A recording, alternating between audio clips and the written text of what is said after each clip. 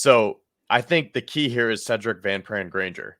I'm going to go a hair below you and say this is a B plus right now because I think that is a huge loss from moving on from Mitch Morse because he did things that a lot of fans, including me and you, don't even notice. Because Josh Allen talked about that and how important that communication is between the quarterback and the center, either verbally or non-verbally. So this is going to be a huge stepping stone for Connor McGovern.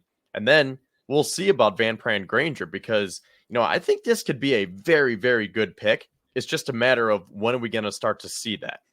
Van Pran-Granger blocked for James Cook in college, and he also lined up against guys like Jalen Carter and who's the other one that slips my mind right now? The other big dude, Jordan Davis. So he went up against Jordan Davis and Jalen Carter in practice, and then he paved the way for James Cook, and you're going to get that continuity here.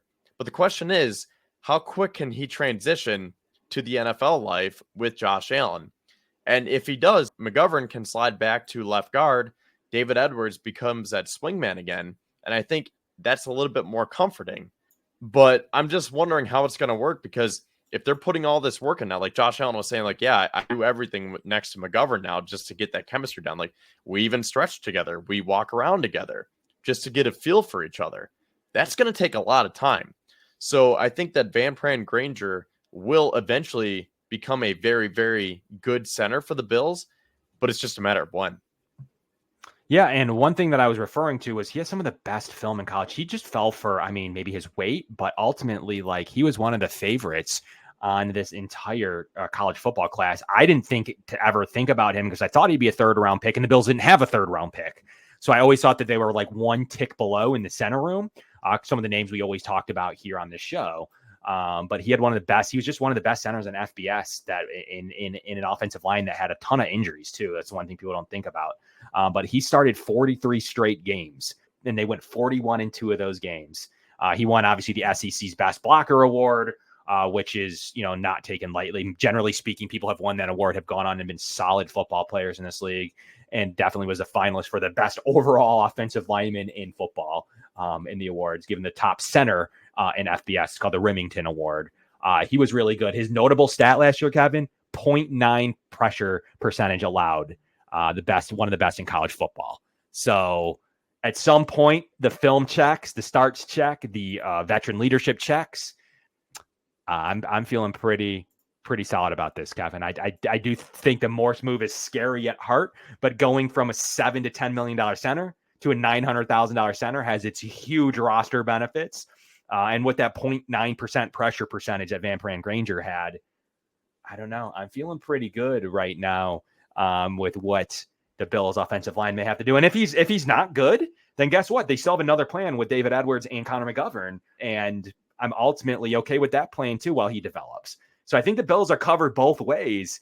They did really well selecting Van Pran-Granger. They wanted him in the 4th round. They went with Ray Davis based on their board, and to be able to secure him in the 5th round when he was really my center 3. I'm going to always think highly of Van Pran-Granger because I think he could be one of those sleeper starters come week 1. Let me ask you this. How long do you think it takes for Van Pran-Granger to take over as a starting center? And part 2 to that question, does he insert himself in the starting lineup before Cole Bishop? I think Bishop's a day 1 starter based on what we know. I do think that to be true. We'll see where Mike Edwards is with that shoulder. And I just think that trading up into the 2nd round is a tell that they have plans to start him at least in spots. So we'll see how that plays out. But without injury, that's the big one at either of the guard or center spots, or the 3 starting players with O'Cyrus Torrence, Connor McGovern, or David Edwards. If they don't get hurt, it's going to be a little bit tougher because that means he's going to have to outplay somebody, most notably maybe David Edwards or Connor McGovern. So we'll see if that's able to, but having him next to O'Cyrus Torrence for many, many years at the values just has too much benefit to me. And then pushing back McGovern to his spot last year, we'll see. But I'm thinking that he could earn that spot. The thing is, the Bills aren't going to swap that out without an injury or in preseason. So Kevin, the answer to that would have to be week 1. It would have to be at the end of training camp. Or I don't think them going to make an in-season move to bench one of those 3 guys who have been established on this offensive line at least over a year for all of them. So I think it's either one of those things where it's maybe next year, But if it happens, it's happening preseason week 3. Yeah, I think that makes sense. It's either you get to the end of the summer and you say, well, this guy's really good. We need to start him week She 1. could be. And then you push McGovern back to left guard. And like I said, David Edwards becomes that swingman again. Or you get to the end of the year and you say, okay, he kind of had his redshirt season. And now starting next year, we're going to push McGovern back to guard and we'll put Van Pran-Granger in at center. So I think it all comes down to how quickly can he adjust to the NFL life and how quickly can he get that communication down with Josh Allen.